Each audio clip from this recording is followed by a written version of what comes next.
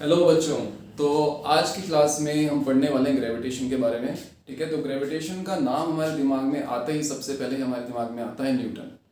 तो एक कहानी की कही जाती है कि जब न्यूटन एक पेड़ के नीचे बैठा था, एक बुक पढ़ रहा था, तो सडनली एक एप्पल गिरता है और न्यूटन सोचने पर मजबूर हो जाता है कि ये एप्पल नीचे ही क्यों आया, ये ऊपर क्यों नहीं गया, राइट में क्यों नहीं गया, लेफ्ट में क्यों नहीं गया। और वहीं से हम कह सकते हैं कि जो ग्रेविटेशन लॉ की स्थापना उसी समय से न्यूटन ने सोच लिया था, देयर इज समथिंग जिसने उसको नीचे की तरफ खींचा है। तो वहां से हमारा ग्रेविटेशन का लॉ निकल कर आता है। तो सबसे पहले जो आज हम आज के लेक्चर में पढ़ने वाले हैं, that is your universal law of gravitation. So let me right this down. Universal law of gravitation.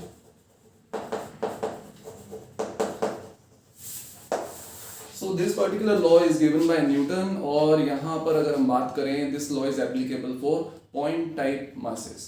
तो इसके लॉ के हिसाब से अगर हम बात करें, if any body if it has मास, तो वो दूसरी बॉडी को अट्रैक्ट कर सकती है जिसमें मास होता है।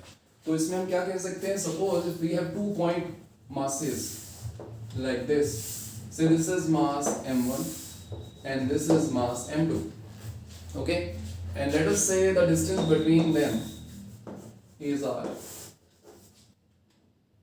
and this is the line which is joining these masses.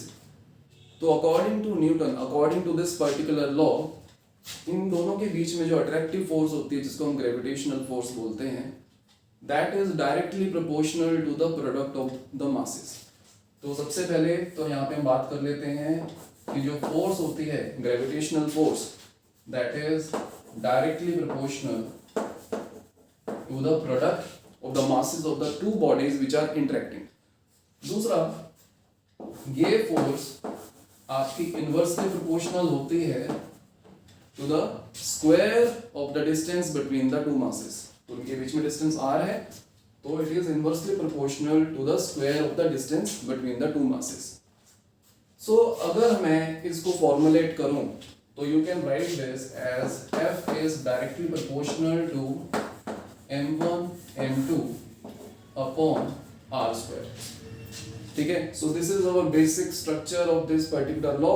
इसको हमें याद रखना है। 2 पॉइंट मासेस हैं, तो इस तरह से हमारे पास एक प्रोपोर्शनैलिटी रिलेशन आ जाता है। तो आप कह सकते हैं कि अगर एक मास को मैंने डबल कर दिया तो फोर्स मेरी डबल हो जाएगी, दोनों को अगर हमने डबल कर दिया तो force will be 4 times, distance को अगर हमने डबल कर दिया तो फोर्स आपकी 1/4 हो जाएगी। तो ये आप प्रोपोर्शनैलिटी रिलेशन से देख सकते हैं। तो यहाँ पर बच्चों, जब भी हमारे पास एक प्रोपोर्शनैलिटी आता है, तो आप सभी को पता है कि हम एक वहां पर प्रोपोर्शनैलिटी कांस्टेंट लगाते हैं। तो यहाँ पे जो बच्चों कांस्टेंट होता है, तो यहाँ पे प्रोपोर्शनैलिटी कांस्टेंट कैपिटल G होता है, that is your universal gravitation constant. इसकी वैल्यू कभी चेंज नहीं होती है, through out the universe it has a constant value. तो ये बन गया हमारा, दिस इज द इक्वेशन जो हमें यूज करनी है to solve the numericals. So the gravitational force between two masses m1 and m2 which are interacting is this। ठीक है, दिस इज द मैग्नीट्यूड। तो ये चीज हमको याद रखनी है। और यहाँ पर जो कांस्टेंट है, मैंने आपको बताया जो G है, that is the constant of proportionality. इसको बोलते हैं यूनिवर्सल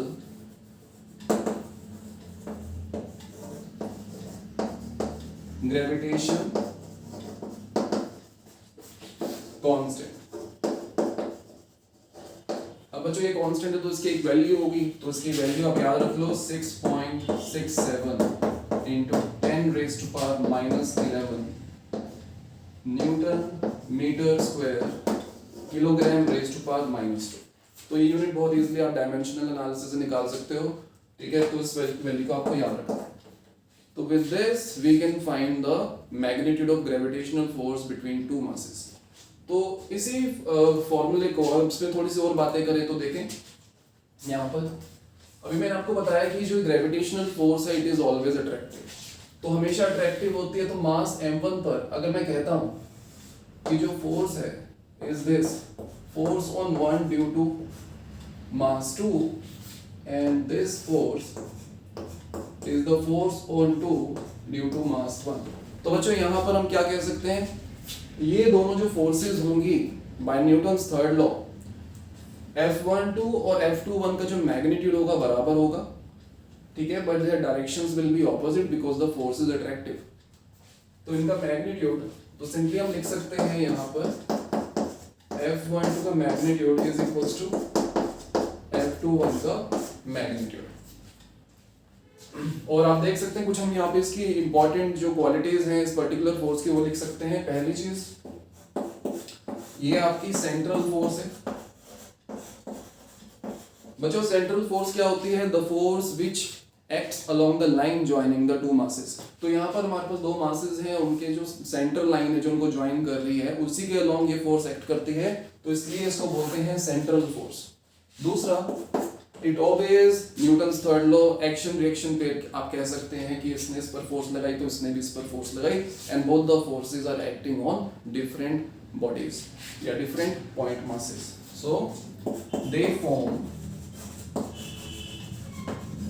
एक्शन रिएक्शन पेयर।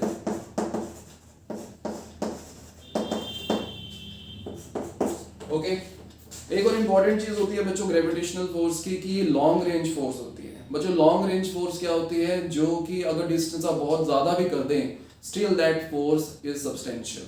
तो अगर हम बात करें हमारी अर्थ की, our earth is revolving around the sun, अब सन हमारे अर्थ से बहुत दूर है, तो still there is a substantial amount of gravitational force and because of that force हम अर्थ सन के आसपास घूम पाते हैं।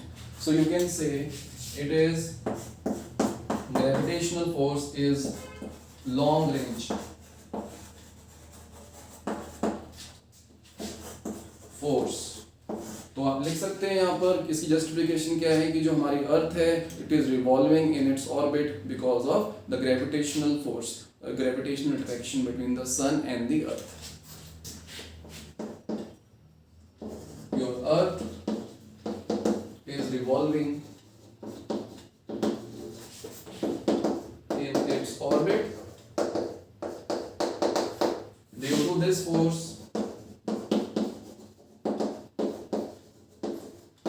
Okay, तो ये बेसिक चीजें हमको पता चल गई हैं। सेंट्रल फोर्स है, ये आपका एक्शन रिएक्शन पेयर बनाता है, और ये लॉन्ग रेंज फोर्स है। सो अब अगर हम कोई न्यूमेरिकल करते हैं, चलो उसको न्यूमेरिकल करते हैं सिंपल सा, तो एक बार आप इसको नोट डाउन कर लो। Okay, so let us start.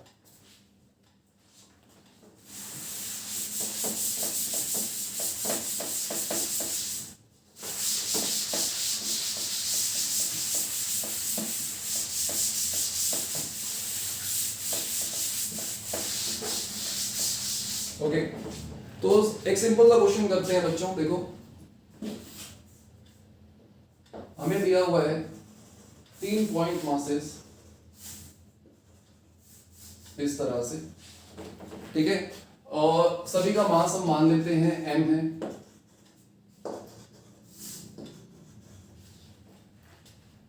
सो अब हमसे पूछते हैं कि इस पर्टिकुलर मास पर what is the gravitational force, net gravitational force इस पर क्या होगी ड्यू टू दीज 3 मासेस। अब बच्चों जब अब यहाँ पर क्या है, अभी हमने बात करी 2 पॉइंट मासेस की, अब हमारे पास 2 से ज्यादा पॉइंट मासेस हैं, तो यहाँ पर हम क्या करेंगे, आप देख सकते हैं जो ग्रेविटेशनल फोर्स है, force is a vector quantity.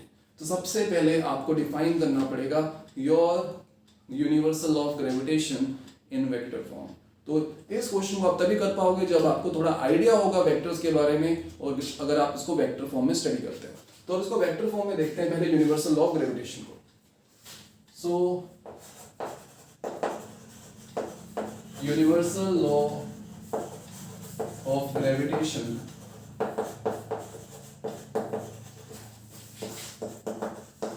In vector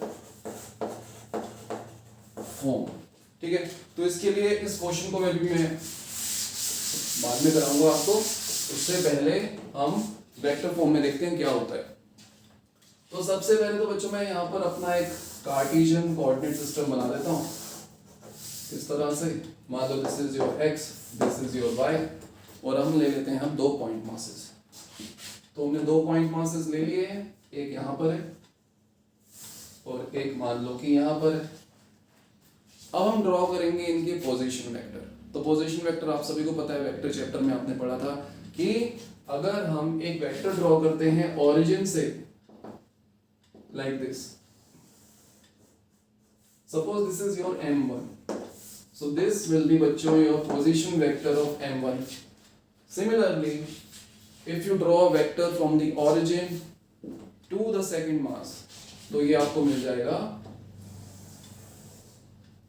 position vector of second mass.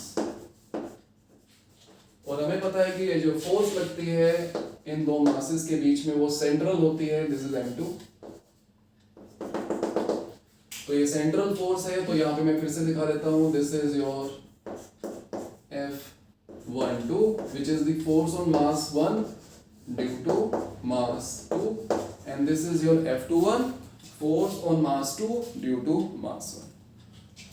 Now अगर आप देखें F12 किस डायरेक्शन में एक्ट कर रहा है, इस डायरेक्शन में, तो आप कह सकते हैं what is the position vector of 2 with respect to 1. तो बच्चों पोजीशन वेक्टर ऑफ mass 2 या m2 with respect to m1 will be r21, और इसको आप क्या लिख सकते हैं, r21 will be position vector of mass 2 minus position vector of mass 1. तो इस तरह से आप position vector of mass 2 with respect to mass 1 लिख सकते हैं. तो we can say आपका जो r21 है that is in this direction and r12 is in this direction. So F12 lies along the position vector r21. तो आप लिख सकते हैं मैग्नीट्यूड तो हमको पता था, F12 क्या है, F12 का मैग्नीट्यूड हो जाएगा G m1 m2 upon r square, फिर r स्क्वायर क्या बच्चों मैं यहाँ लिख देता हूँ, r स्क्वायर हम लिख देते हैं that is your 21. आपका जो ये वेक्टर है यहाँ पर, ये वेक्टर आपका हो जाएगा r21. अगर मैं यहाँ वेक्टर दिखाऊं आपको, so that vector will be this r21, position vector of mass 2 with respect to mass 1. तो यहाँ पर डिनोमिनेटर में हमारा जो r21 वेक्टर है उसका मैग्नीट्यूड का स्क्वायर आ गया है. अब अभी हमको मैग्नीट्यूड पता चल गया है, अब हमें वेक्टर बताना है. तो अगर हमें किसी वेक्टर का मैग्नीट्यूड पता चल जाता है तो अब हम इसको एक यूनिट वेक्टर से मल्टीप्लाई करते हैं जो कि उसको डायरेक्शन असाइन करता है. तो यहाँ पर इसको डायरेक्शन असाइन करनी है, तो direction will be in the direction of r21, so it will become your F12 will become G m1 m2 by r21 square times unit vector in the direction of r21 vector which is r21 cap. ठीक है बच्चों, अब इसको हम कैसे लिख सकते हैं, अगर आपको इसको लिखना है in the form of vector not in unit vector, तो आप क्या कर सकते हैं, ऊपर और नीचे मल्टीप्लाई कर दो r21 के मैग्नीट्यूड से. तो डिनोमिनेटर में हो जाएगा आपका क्यूब, न्यूमरेटर में आपका वेक्टर बन जाएगा, because r21 cap times magnitude gives you r21 vector.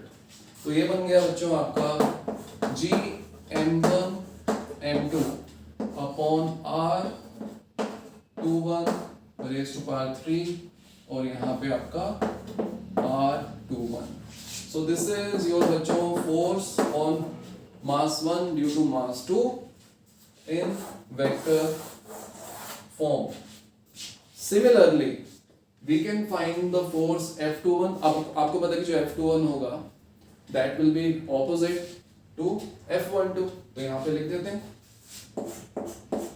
So your F21 will be G m1 m2. Denominator में हम लिख देते हैं R12 इसका क्यूब टाइम्स r12 वेक्टर. तो बच्चों this is your universal law of gravitation in vector form, जहां पर आप ये इक्वेशंस को यूज कर सकते हैं. कुछ नहीं सोचना आपने, जस्ट यहाँ पर पोजीशन वेक्टर्स को पुट करना है और बाकी वैल्यूज को सब्स्टिट्यूट करना है and we can very easily calculate the force in vector form. Okay, I hope आपको ये क्लियर हो गया. अब इससे रिलेटेड हम क्वेश्चंस करेंगे तो आपको बहुत आसानी हो जाएगी.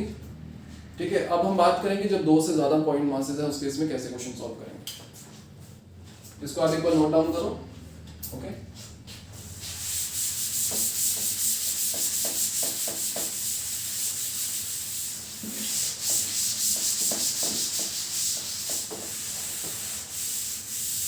चलो अब क्वेश्चन देखते हैं।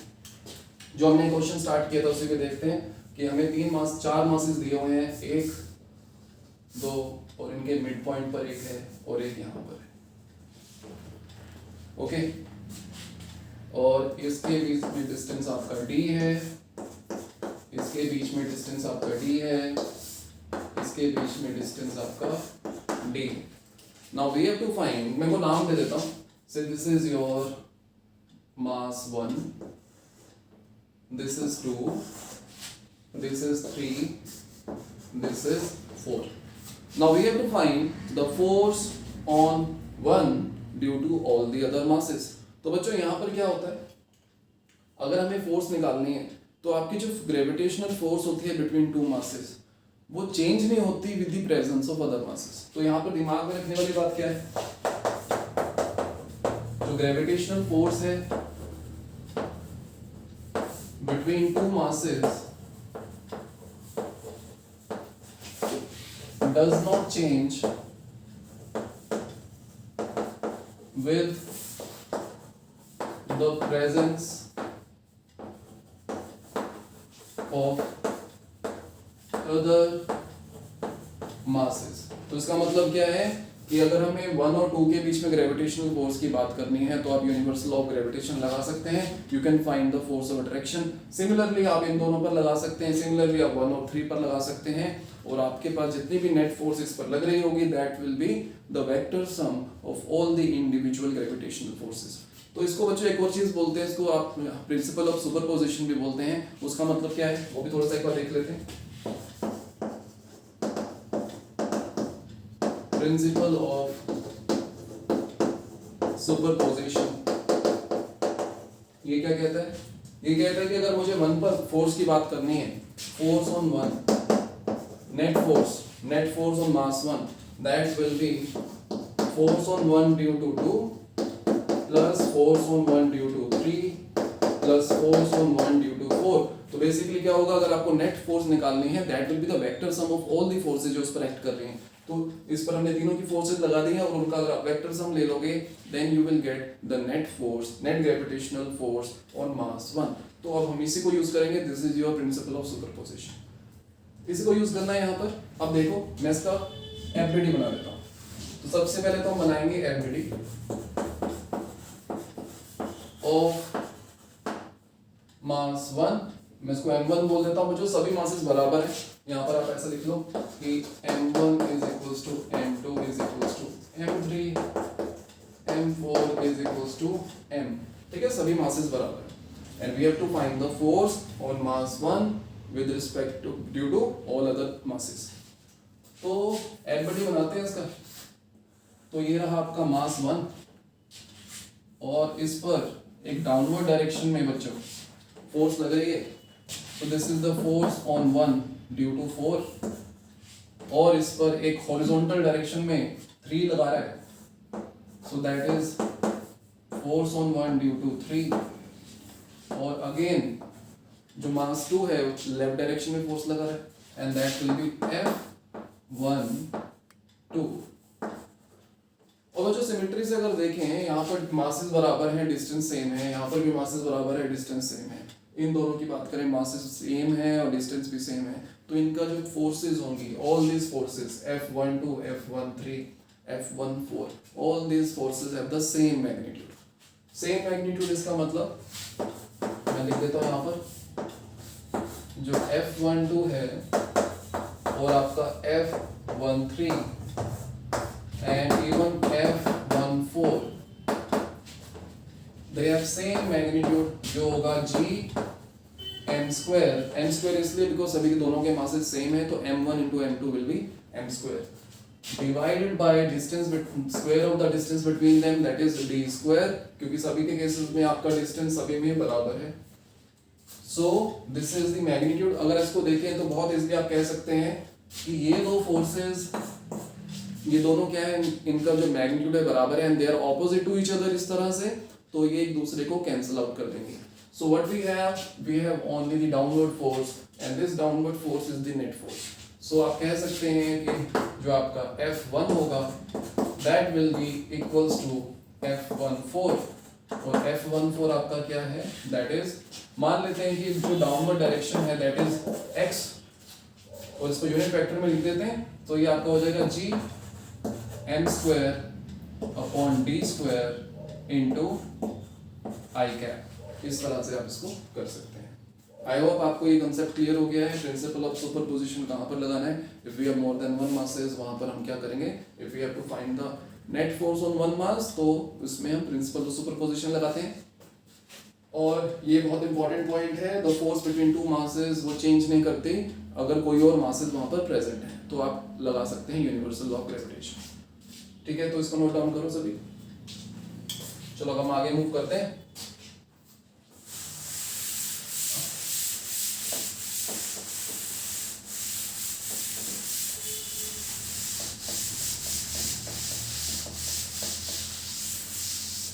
चलो अगला क्वेश्चन देखते हैं बच्चों. यहाँ पर एक थोड़ा सा कह सकते हैं, ज्यादा इजी तो नहीं है, पर देखो इस तरह से मैं कोऑर्डिनेट सिस्टम बना रहा हूँ.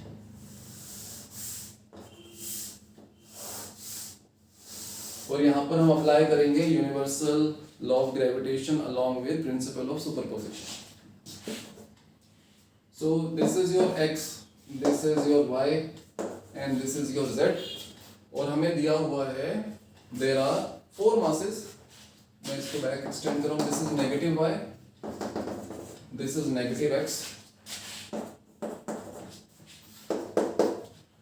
तो 4 मासेस जो हमको दिए हैं, एक तो है यहाँ पर, एक यहाँ पर है, सॉरी हमें 5 दिए हुए हैं, ठीक है. और एक हमारा -x पर है, हमारा -y पर है. नाउ और इनके कोऑर्डिनेट्स क्या दिए हुए हैं, सभी क्या है, इन सभी का distance from the origin is same. तो ये इसके जो कोऑर्डिनेट्स होंगे बच्चों, बहुत इजीली आप कैलकुलेट कर सकते हो. इट विल बी योर से a, 0, 0. ठीक है. इसके कोऑर्डिनेट्स अगर पता करने हैं तो दैट विल बी 0, a, 0. ये हमको दिया हुआ है. इसके कोऑर्डिनेट्स हो जाएंगे -a, 0, 0. इसके कोऑर्डिनेट्स हो जाएंगे 0, 0, a. इसके कोऑर्डिनेट्स विल बी 0, -a, 0. तो हमारे पास 5 मासेस हैं, सभी के हमें पोजीशंस पता है. ठीक है. This is your origin. ठीक है. सो 0, 0, 0.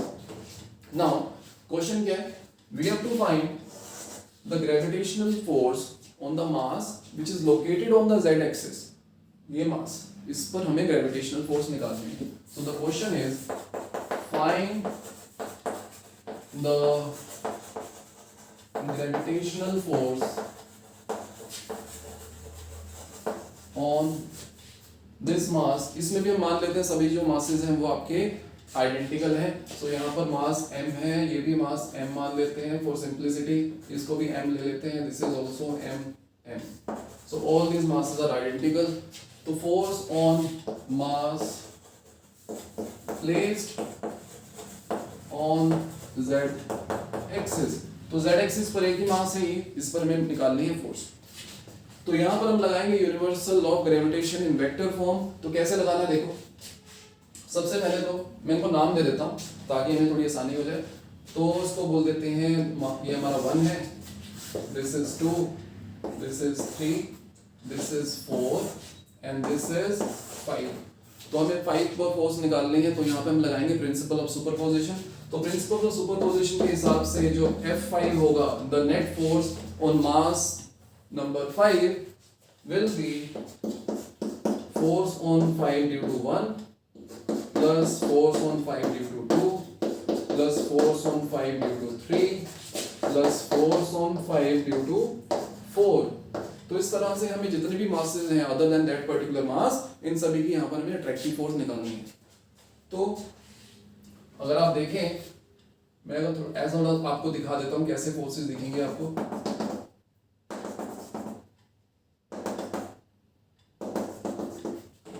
तो इसको अगर हम दिखाएं फोर्सेस को, So this is the force on 5 due to 4, and this is the force on 5 due to 1, and this is the force on 5 due to 2, and this is the force on 5 due to 3. तो ये हमारे पास 4 forces लग रही हैं. अब हमें इनका vector sum करना है. तो कैसे करें देखते हैं. सो F5 क्या हो जाएगा बच्चों? अगर हम अपना लॉ याद करें तो क्या होगा? ये फोर्स क्या है, इस डायरेक्शन में है. सो ये वाला वेक्टर बच्चों क्या होगा? ये वाला वेक्टर की अगर बात करें that will be your R4 5. तो इसको आप लिख सकते हैं F51 क्या हो जाएगा? Your G. दोनों के मासेस सेम है. डिनोमिनेटर में आपका आ जाएगा R योर 4 5 इसका क्यूब, और ये आपका आ जाएगा R4 5 वेक्टर. सिमिलरली बाकी जो 3 फोर्सेस हैं उसको भी हम इसी तरह से लिख देंगे. सो it will B G m square upon R35 cube R35 plus G m square upon R25 cube R25, and last gm square upon R15 और यहाँ पर 15. तो सबसे पहले देख लेते हैं हमारे जो पोजीशन वेक्टर्स हैं वो हैं क्या. ठीक है, जल्दी से मैं लिख देता हूँ. आपका जो R1 है ये, so it is your A I cap. Your R2 is your A J cap. ये आप सभी ने वेक्टर्स में पढ़ा हुआ है. ठीक है, तो इसलिए मैं जल्दी जल्दी कर रहा हूँ. और आपका R3 क्या है? ये वाला, इसका है -A I cap, and your R4 जो फोर्थ मास है उसका पोजीशन वेक्टर क्या होगा? That will be -A J cap. ठीक है, अब यहाँ पर आपको जो पोजीशन वेक्टर्स नजर आ रहे हैं, तो this is the position vector of mass 4 with respect to 5. तो R4 5 क्या हो जाएगा? R4 5 will be R4 minus R5. अब बच्चों R5 भी लिख लेते हैं पहले. तो यहाँ पर मैं R5 दिखा रहा हूँ. तो जो R5 होगा that will be A K cap. Okay, so यहाँ पे हम लिख देते हैं R4 आपका कितना है? -A J cap minus A K cap. Similarly R4 3, ठीक है, 4 हमने लिख दिया है माइनस. ठीक है, R4 माइनस R3. R4 कितना है? R4 is your 4 3 5. ओके, तो हो गया. 4 3 लेना हमें, यहाँ पर हमें 3 5 लेना. सॉरी, यहाँ पे हमें 3 5 लेना. तो यहाँ पर 3 हो जाएगा. So this will be 3 and this will be 5. R3 is minus A I cap minus R5, that is A K cap. Similarly, R25 that will be A J cap minus A K cap, and similarly R15 will be A I cap minus A K cap. तो अब हमें इस जो हमारा actual में जो हमें solve करना है उसमें जितने भी पोजीशन वेक्टर आ रहे हैं वो सभी हमने कैलकुलेट कर लिए हैं. अब हमें यहाँ पे वैल्यू सब्स्टिट्यूट करनी है. और अगर आप ध्यान से देखें ऑल दीज वेक्टर्स, जितने भी यहाँ पे पोजीशन वेक्टर हमने निकाले हैं, ये वाले जो नीचे वाले की बात कर रहे हैं, इन सबका जो मैग्नीट्यूड है दैट इज सेम. वो आप देख भी सकते हैं by symmetry. It will be, ये A है, ये A है, तो किसके बराबर होगा? √2A के बराबर होगा.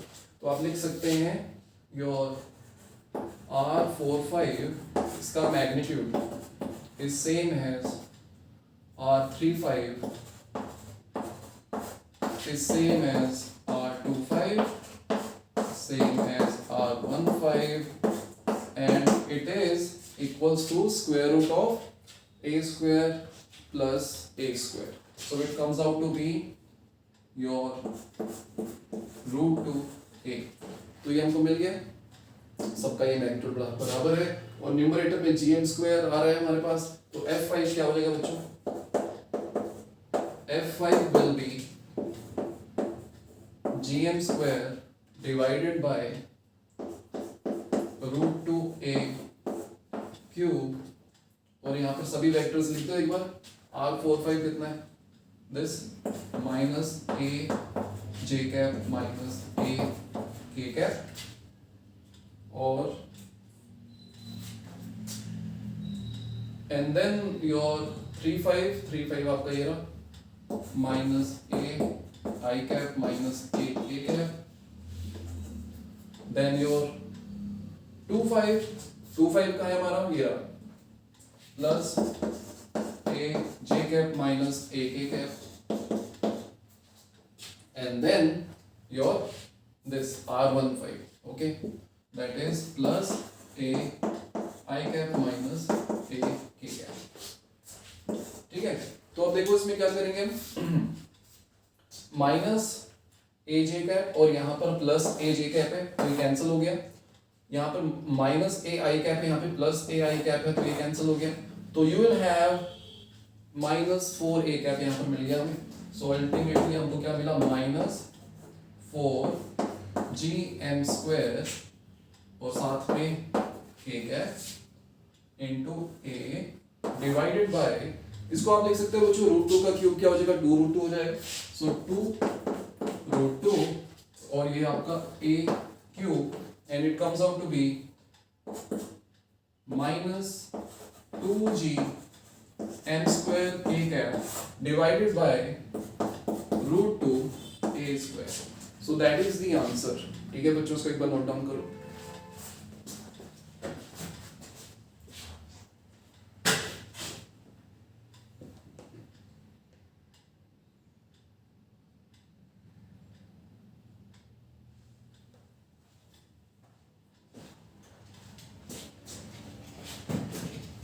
ओके तो इसको इरेज कर देते हैं।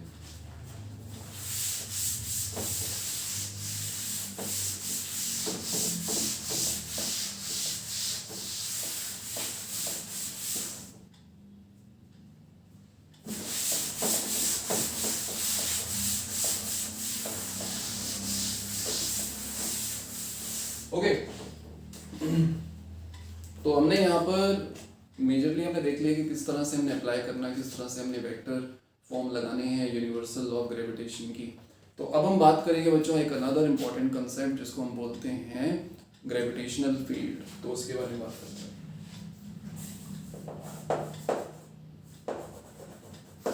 ग्रेविटेशनल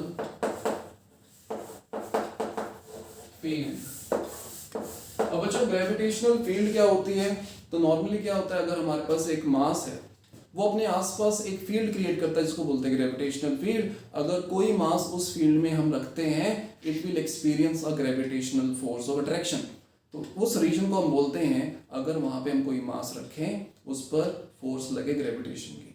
सो इसको क्या बोलेंगे, it is the space around a mass distribution. अब यहाँ पर जरूरत नहीं कि एक ही मास होगा, हमारे पास एक कॉम्बिनेशन ऑफ मासेस हो सकते हैं, उनकी पूरी की फील्ड होगी। तो मैंने आपको दिया around a mass distribution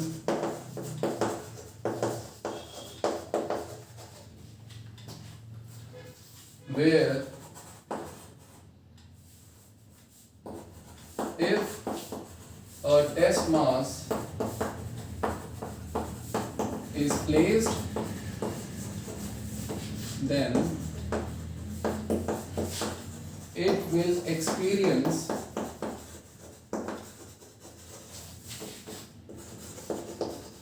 gravitational attraction।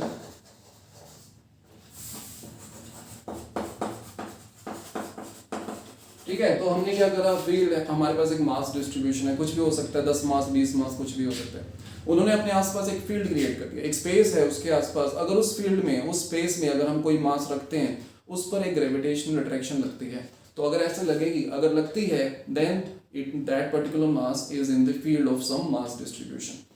और बच्चों मैथमेटिकली इसको क्या डिफाइन करते हैं, suppose mathematically it is defined as with a formula E and it will be equals to F upon m naught. अब ये m naught और F क्या है, तो आप कह सकते हैं this is your gravitational field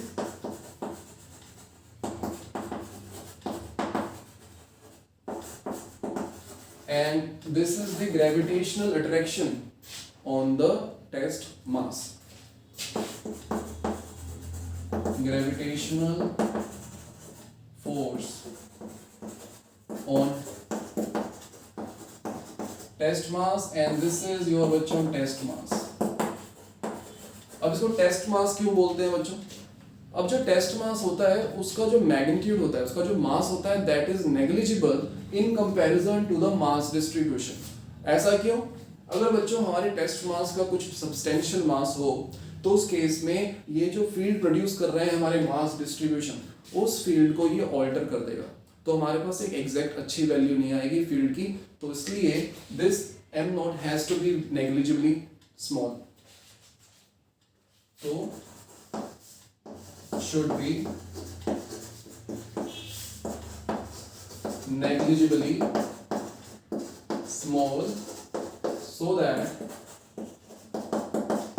it does not alter the original field. ठीक है, ओरिजिनल फील्ड को ऑल्टर ना करे, so that's why your m naught has to be very less. तो इसका क्या हो गया, देखो अब आपने कैसे फील्ड अगर हमें निकालनी है, वहाँ पे कुछ भी सिस्टम है, एक पॉइंट मास है, तो उसके लिए अगर हमें फील्ड निकालनी है तो हमको आइडिया लेके हमें क्या करना है, आपको क्या निकालना है, gravitational force on the test mass. और इस फोर्स को निकालने के लिए we can use universal law of gravitation. उसको डिवाइड कर दो टेस्ट मास के मास से and you will get the gravitational field at that particular point. तो चलो एक सिंपल सा एग्जांपल करते हैं. सबसे पहले हम बात करते हैं what is the gravitational field due to a single point mass. तो सबसे पहला gravitational field due to single point mass. ठीक है, तो इसको देखते हैं. तो ये रहा हमारा मास. तो यहां पे हम मास ले लेते हैं हमारा, से दिस इज अवर मास जिसकी फील्ड हमको पता करनी है. हमें कहाँ पता करनी है फील्ड, हमें इस पर्टिकुलर पॉइंट P पर पता करनी है. So this is a point P. ठीक है, तो यहाँ पे अगर आपको फील्ड पता करनी है तो यहाँ पर आप रख दो एक टेस्ट मास. तो यहाँ पे मैंने एक टेस्ट मास रख दिया है, तो टेस्ट मास भी यहाँ पर रखा हुआ है, दैट इज m नॉट. तो अब हमें क्या करना है, अब हमें क्या निकालना है, अब हमें पता है कि जो इस पर फोर्स लग रही होगी इस टेस्ट मास पर, बिकॉज ऑफ दिस, याद रखें ये हमारा फिक्स्ड है. ठीक है, तो ये भी मतलब फिक्स्ड मान लो इसको, और हम इस पर फोर्स देख रहे हैं, that is the force of attraction. इस फोर्स की डायरेक्शन क्या हो जाएगी, अगर ये डिस्टेंस मान लो कि मैं इसको बोल देता हूँ कि ये आपका से x एक्सिस है, ये अगर आपकी x एक्सिस है और ये आपका ओरिजिन पर लोकेटेड है और इसके कोऑर्डिनेट्स हैं आपके से r, 0 और ये डिस्टेंस आपका r हो गया. तो ये फोर्स का मैग्नीट्यूड क्या हो जाएगा बच्चों, अगर मैं इसका डायरेक्टली वेक्टर फॉर्म में लिख दूं तो force will be your m not upon r square. और डायरेक्शन आपकी क्या है, force is in the negative x direction, so it will B minus i cap. तो यहां से हम कह सकते हैं दिस इज द फोर्स. और आपको पता है कि by definition of gravitational field, तो जो E होगा बच्चों at point P, that will be this force divided by mass, so it will be Gm upon r square minus i cap. तो minus i cap it will be towards the point mass. ठीक है, so field will be towards the point mass. तो इस तरह से we can calculate the field due to a point mass. तो ये आप लिख सकते हैं, लिखिए.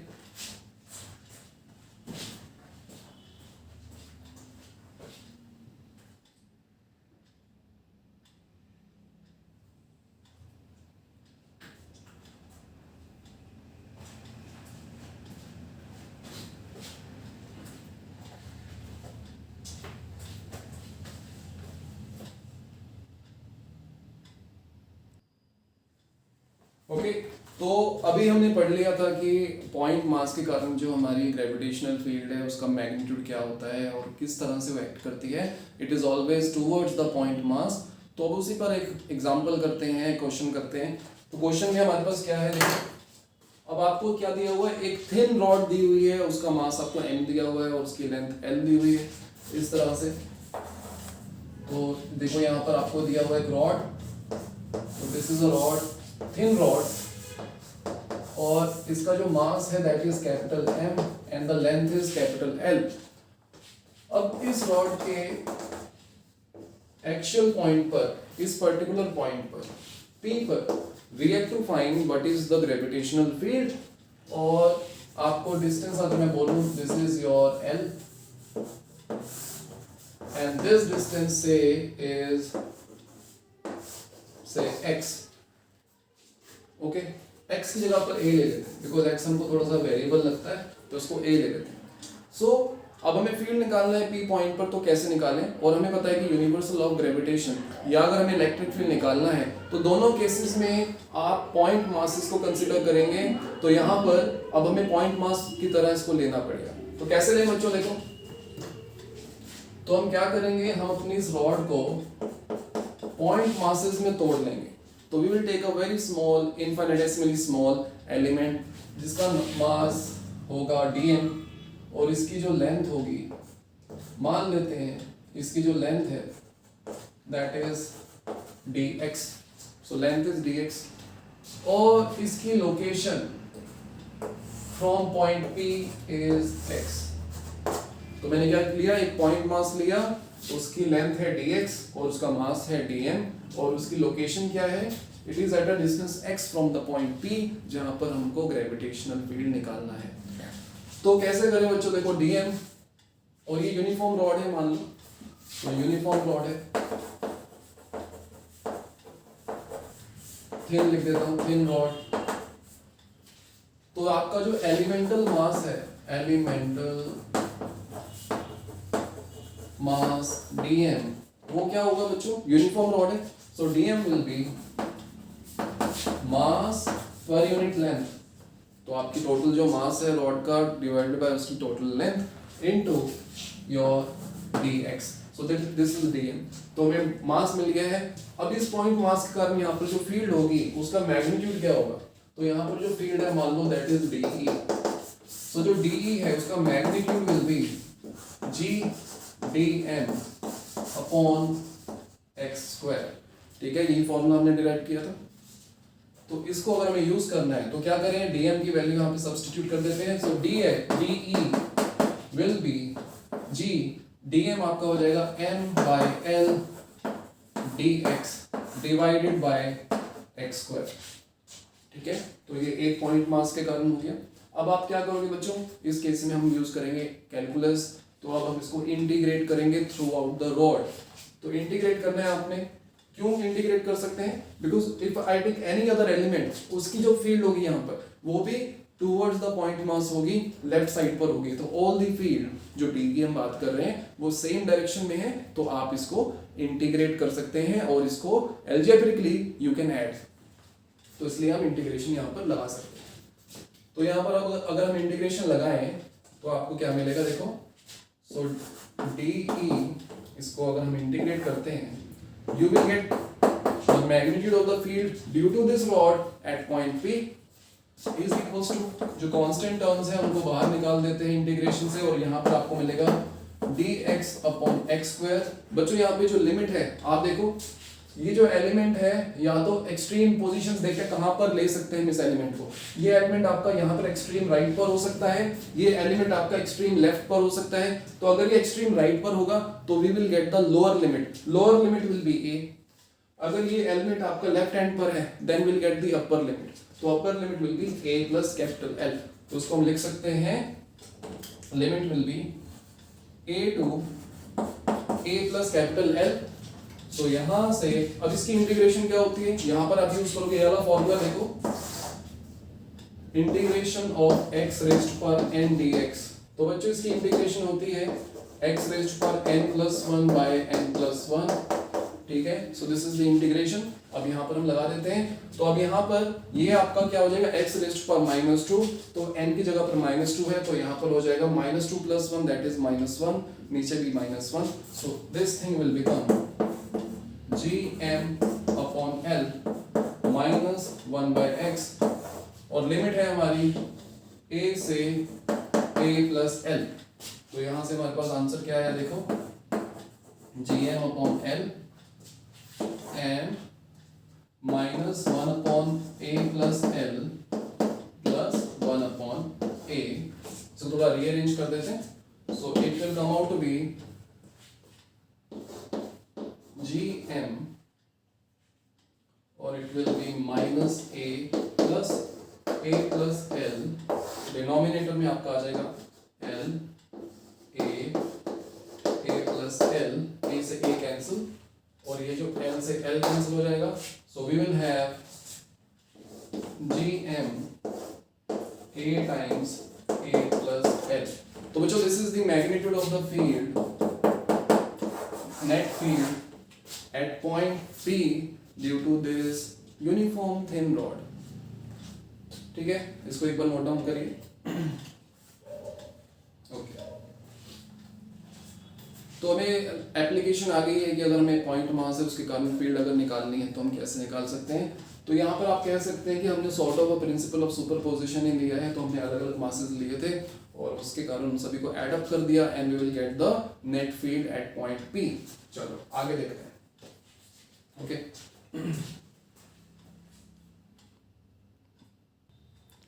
ओके, नेक्स्ट जो हम डिस्कस करने वाले हैं, अभी पॉइंट मास का हमने देख लिया था, now will discuss about the field, gravitational field due to a uniform ring, uniform thin ring at a point on the axis of the ring. तो इसको कैसे देखें, देखो, तो सबसे पहले तो हमारे पास क्या है, यूनिफॉर्म थिन रिंग है, और इस रिंग के कारण एक एक्चुअल पॉइंट पर जो इसकी एक्सिस पर कोई पॉइंट P लाई करता है, हमें वहां पर ग्रेविटेशनल फील्ड निकालना है। तो वो देखते हैं बच्चों। So this is the ring, और इसका जो प्लेन है बच्चों, that plane is perpendicular to the board, इस तरह से इसका प्लेन ऐसे है, और हमें फील्ड निकालना है एट पॉइंट P।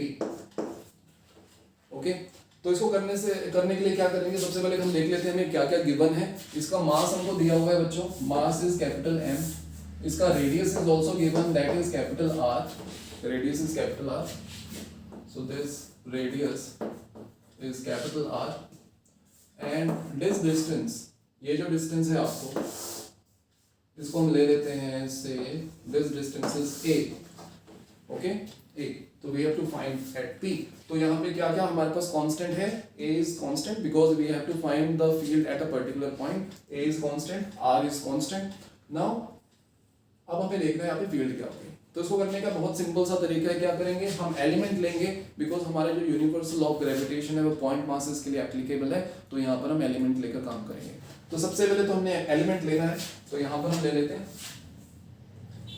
तो यहाँ पर बच्चों से at the top most point I have taken an element जिसकी लेंथ है dl और उसका मास है बच्चों dm, तो उसका मास dm है, उसकी लेंथ dl है।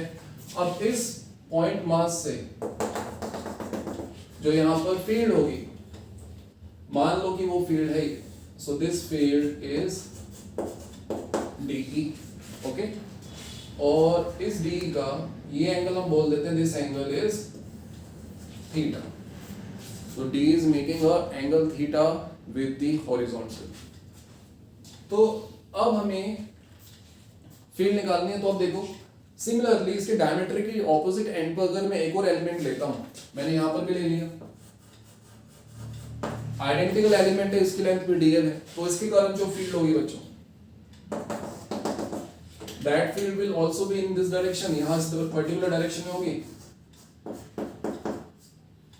ठीक है, मैं ऐसे लिख देता हूं उसको मैग्नीट्यूड वाइज, दोनों का magnitude will be identical, direction अलग अलग होंगी, तो ये एंगल भी बच्चों आपका थीटा होगा।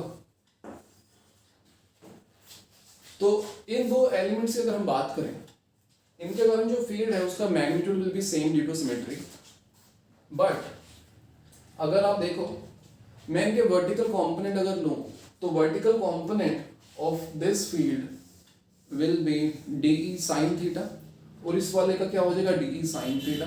एक अपवर्ड डायरेक्शन में होगा, एक डाउनवर्ड डायरेक्शन में होगा। तो आप इसको ऐसा दिखा सकते हैं, जो फील्ड होंगी इनको अगर मैं इनको रिजोल्व करूं तो आपको क्या मिलेगा, डी साइन थीटा, नीचे भी आपको मिलेगा डी साइन थीटा, और यहां पर आपको मिलेगा 2 D cos theta.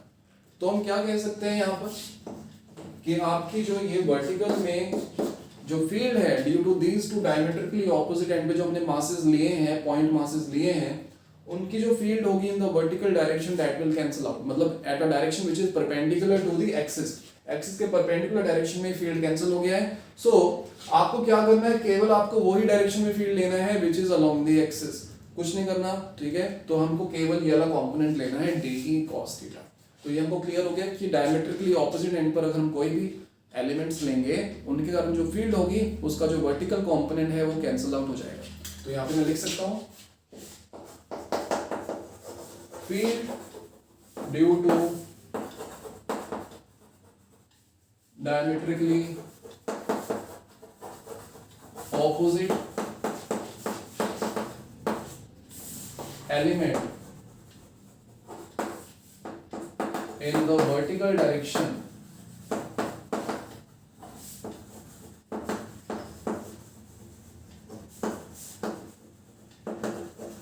will cancel out, ठीक है। and the same thing is applicable for any two diametrically opposite element। मैं और कहीं भी लूंगा उस केस में भी आपकी जो फील्ड होगी उस केस में वर्टिकल तो नहीं आएगा, बट वो जो फील्ड होगी परपेंडिकुलर टू द एक्सिस वो कैंसिल आउट हो जाएगा। चलो ठीक है, तो ये हमको समझ आ गया। तो अब अगर हम बात करें डीएन की, तो हमारा जो यहाँ पर एलिमेंट है उसकी बात करें तो डीएन क्या हो जाएगा बच्चों, so dn will be mass पर यूनिट लेंथ। तो इस केस में जो लेंथ होगी बच्चों, ये थिन वायर है तो उसमें हम लेंथ की बात करेंगे, इसकी लेंथ है 2 पाई आर, तो 2 पाई आर मास पर यूनिट लेंथ हमको आ चुका है। अब इसकी लेंथ देखते हैं हमारे एलिमेंट कितना है, डीएल है, तो डीएल लिख देते हैं। So this is dl. तो हमें मिल गया है मास पर यूनिट लेंथ इनटू डीएल, तो डीएल की वैल्यू हमको मिल गई है। अब हम क्या करेंगे, अब हम देखेंगे डीई क्या होगा, पॉइंट मास के कारण डीई क्या होता है वो देखते हैं। तो डीई विल बी योर जी मास है क्या डीएन अपॉन ये distance.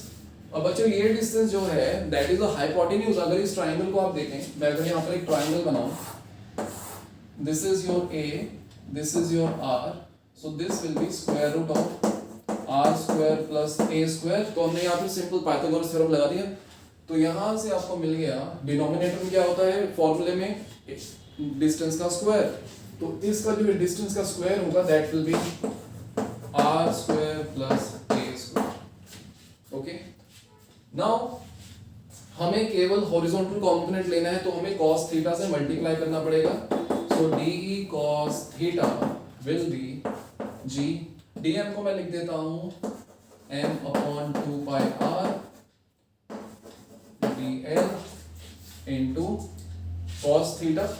cos theta will be बच्चों, देखो ये थीटा है आपका, base upon hypotenuse that will be a upon square root of r square plus a square, और यहां पर डिनोमिनेटर में हमारे पास क्या था r square plus a square का, सॉरी जस्ट दैट्स इट।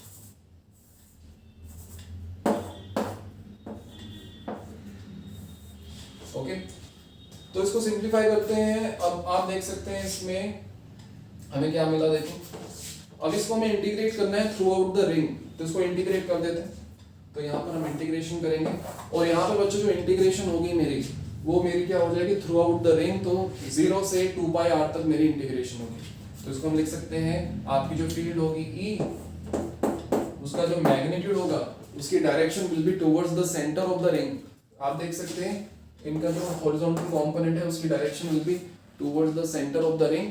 तो वही हमें देखना है यहाँ पर। अब देखो कांस्टेंट चीजों को बाहर निकाल दो, gm अपॉन 2 पाई r और ये भी कांस्टेंट है बच्चों डिनोमिनेटर में, so that will be r square plus a square raise to power 3/2, और यहाँ पर एक हमको ए भी नजर आ रहा है, और ये हमारा हो जाएगा इंटीग्रल डीएल। बच्चों integral d l will be 2 pi r, तो ये 2 पाई आर कैंसिल हो जाएगा इस इंटीग्रल डीएल से, और ये हमको मिल गया G n a upon r square plus a square raise to power 3/2। So बच्चों this is the expression for the field at a point P on the axis of the ring, ठीक है, तो इसको आप नोट डाउन करो। Okay, तो अब हम क्या करेंगे बच्चों, हमको मिल चुकी है फील्ड, अब इस फील्ड को देखेंगे कि इसका ग्राफ कैसा बनता है, और ये फील्ड हमारी कहाँ पर मैक्सिमम होती है और किस तरह से इसका पैटर्न बनता है। ठीक है, एक बार इसको नोट डाउन करें।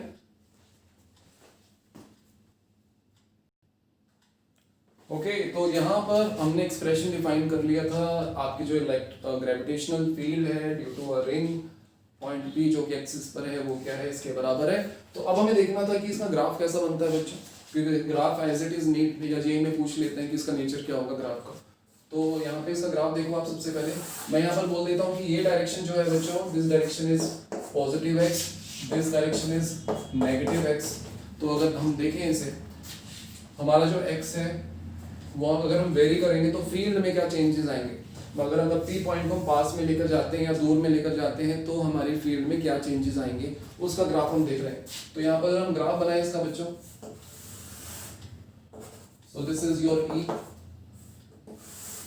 this is your x and this is your minus x। तो आप देख सकते हैं कि अगर हम बात करें eight a point which is on the right of this positive x में बात करें तो वहां पर फील्ड क्या है, नेगेटिव x डायरेक्शन में है, तो आपका जो ग्राफ होगा that will be below x axis. तो अगर आप देखें सर ग्राफ का नेचर क्या बनेगा, सो it will be something like this, और यहां पर तो ये ग्राफ क्या है, it is symmetrical about the origin, कुछ इस तरह का ग्राफ बनेगा। और आप देख सकते हैं मैंने यहाँ पर दो मैक्सिमास बनाए हैं, तो यहाँ पर आपकी जो फील्ड होगी वो मैक्सिमम होगी बच्चों, यहाँ पर फील्ड मैक्सिमम है मतलब उसका मैग्नीट्यूड मैक्सिमम है, तो यहाँ पर भी आपका ई मैक्स होगा या माइनस ई मैक्स होगा। ये पर्टिकुलर कोई डिस्टेंस है, इसको बोल देते हैं सपोज एक्स नॉट बोल देते हैं, तो एट एक्स नॉट हमारी जो फील्ड है वो मैक्सिमम हो जाती है। तो उसको निकालने का तरीका क्या है बच्चों, हमारे पास एक्सप्रेशन है e which is a function of a। अब इस a को मैं चलो x लिख देता हूँ, ठीक है, ताकि हम इसको वेरिएबल की तरह ट्रीट कर सकें। So it is say x, और यहाँ पर a को मैंने बोल दिया x। Now our x is changing, तो वो वेरी कर रहा है। अब मुझे निकालना है what is at what value of x this e has a maximum value. तो उसको देखना है तो आप क्या करोगे, हम अप्लाई करेंगे concept of maxima and minima. तो वो देखते हैं, तो हम क्या करेंगे, आपको पता है कि मैक्सिमम मिनिमम में क्या होता है, आप इसको डिफरेंशिएट करते हो, फिर आप हमें पता है कि जहां पे भी मैक्सिमा या मिनिमा होगा वहां पर जो स्लोप होगी, जैसे कि यहाँ पे बात कर रहे हैं स्लोप विल बी 0, तो उसको हम 0 पुट करेंगे, वहां से हम x की वैल्यू पुट निकालते हैं, then will find the second derivative. तो सेकंड डेरिवेटिव का नेचर देखते हैं, पॉजिटिव है कि नेगेटिव है, उसके बेसिस पर हम मैक्सिमा और मिनिमा डिफाइन करते हैं। मैंने आपको बता दिया कि यहाँ पर मैक्सिमा ही लाई करेगा, तो मैक्सिमा लाई करेगा तो आपने क्या करना है, सिंपल सा केस है, इसको डिफरेंशिएट करेंगे, वहां से x की वैल्यू निकालेंगे, उस x की वैल्यू पर हम e की वैल्यू निकाल लेंगे। चलो देखते हैं, तो डिफरेंशिएट करेंगे, इसको 0 पुट करेंगे, वहां से x की वैल्यू मिलेगी, उस x की वैल्यू से हम क्या करेंगे, e की वैल्यू निकालेंगे, that will B e max। देखते हैं, सो de by dx ये करना है। तो यहाँ पर आपके पास gn तो कांस्टेंट है, तो इसको लिख देते हैं d by dx of x upon r square plus x square raised to power 3/2। तो ये हमारे पास है बच्चों, तो यहाँ पर आप क्या लगाओगे, आप लगाओगे कोशेंट रूल। तो कोशेंट रूल में क्या करते हैं, पहले न्यूमरेटर का डिफरेंशिएशन करते हैं, डिनोमिनेटर को एज इट इज लिख देते हैं, फिर माइनस डिनोमिनेटर का डिफरेंशिएशन, फिर न्यूमरेटर को एज इट इज लिख देते हैं, divided by square of the denominator. तो एक देख लो, आपको समझ आ जाएगा, सभी को आता है ये सभी। तो उसको देख लेते हैं, इसका डिफरेंशिएशन करेंगे x का, तो हमें 1 ही मिलेगा बच्चों, तो यहाँ पर 1 है और इसको एज इट इज लिख देते हैं r square plus x square raise to power 3/2, फिर माइनस का साइन लगाना है। अब इसका डिफरेंशिएशन करना है, that will be 3/2 r square plus x square raise to power 1/2। अब चेन रूल लगाना है, इसका भी डिफरेंशिएशन करो तो 2x मिलेगा, x को एज इट इज लिख देना है तो यहाँ पर x स्क्वायर हो जाएगा। डिनोमिनेटर में इसका स्क्वायर करना है, that will be r square plus x square इसका क्यूब हो जाएगा। ठीक है। अब न्यूमरेटर में आप देख सकते, अच्छा यहाँ पे ये ब्रैकेट लगा दो, यहाँ से आपका root square root of r square plus x square common आ जाएगा और यहाँ पर, ठीक है, हाँ, तो इसको कॉमन ले लेते हैं। तो ये हमारे पास आ चुका है, चलो ठीक है, अब देखते हैं। और ठीक है, अब ले लेते हैं इसमें कॉमन रूट, चलो ठीक है।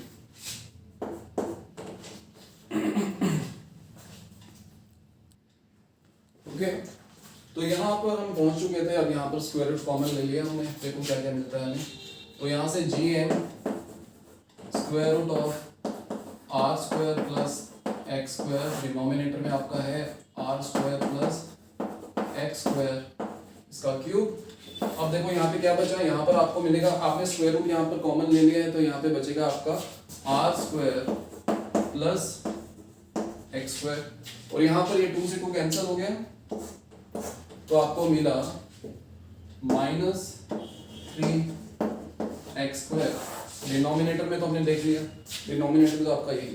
तो आप देख सकते हैं बच्चों, ये जो क्वांटिटी है, this entire quantity, this quantity is positive, ठीक है, ये कभी जीरो नहीं हो सकती। तो केवल अगर मुझे de/dx को जीरो करना है तो ये क्वांटिटी ही जीरो होगी, तो इसको हम जीरो के बराबर पुट कर रहे हैं, क्योंकि मैक्सिमम मिनिमम में हमें जो डेरिवेटिव निकालते हैं उसको जीरो पुट करना पड़ेगा। हॉरिजॉन्टल लाइन की हम बात करते हैं। तो यहाँ पर अगर आप देखें तो अगर ये क्वांटिटी आपकी जीरो है तो आप लिख सकते हैं your 2x square is equals to r square, and यहाँ से हमको x मिल जाता है r/√2। ठीक है, so the field will B maximum eight a point जिसकी दूरी from the centre will be r/√2। तो ये जो x0 है बच्चों, सो that will be your r/√2, और ये हो जाएगा आपका -r/√2। तो अब इस पर्टिकुलर वैल्यू पर हम फील्ड की वैल्यू निकाल सकते हैं। ठीक है, आप एक बार इसको नोट डाउन करें, फिर मैं इसको इरेज करके फिर बताता हूँ आपको। अब इसको हम पुट करेंगे इसमें और वहां से e की वैल्यू निकालेंगे। ओके, तो हमने देख लिया था कि x0 आपका r/√2 है। अब हम क्या करेंगे, e max की वैल्यू निकालेंगे। तो e max will be gm, ये जो उसका मास है कैपिटल M ले लेते हैं, x आपका था r/√2, डिनोमिनेटर में आपका आ गया r स्क्वायर प्लस r/√2 का स्क्वायर, और ये रेज टू पावर 3/2। तो बच्चों ये क्या हो जाएगा, r²/2, so that will B 3r²/2। तो इसको आप लिख सकते हैं gm r/√2 3r²/2 into root 3r²/2। तो ये हो गया। तो यहां से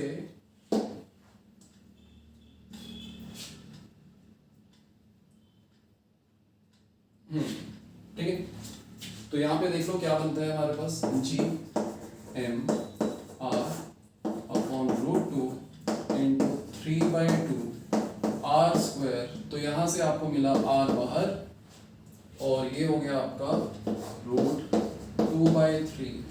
एक r से इस r को कैंसिल कर दो, तो हमें क्या मिला, इस 2 से इस 2 को कैंसिल कर दो तो आपको मिला 2gm अपॉन 3√3r स्क्वायर। तो हमें E max मिल चुका है, कहां पर आता है, when r is equals to x is equals to r/√2। तो ये वैल्यूज बेसिकली मैंने आपको डेरिवेशन बताई, डेरिवेशन आना बहुत जरूरी है ताकि आप उस फॉर्मूले को दिमाग में रख सकें। तो मेन आपका जो नीट पॉइंट ऑफ व्यू से आपको केवल ये फॉर्मूलाज ही मेमोराइज करने हैं, इनको दिमाग में रखो और इनकी एप्लीकेशन आपको आनी चाहिए। यहाँ पर अगर पॉइंट पी आपका राइट साइड पर है तो फील्ड लेफ्ट साइड पर होगी, अगर पॉइंट पी लेफ्ट साइड पर है तो फील्ड राइट साइड पर होगी। तो इस तरह से इन वैल्यूज को आपने मेमोराइज करना है। तो आज के लेक्चर में हम इतना ही करते हैं। Hope you have understood well. तो नेक्स्ट वीडियो में मिलते हैं बच्चों। चलो ठीक है, तो यहाँ पे आप कर सकते हैं। Okay bye.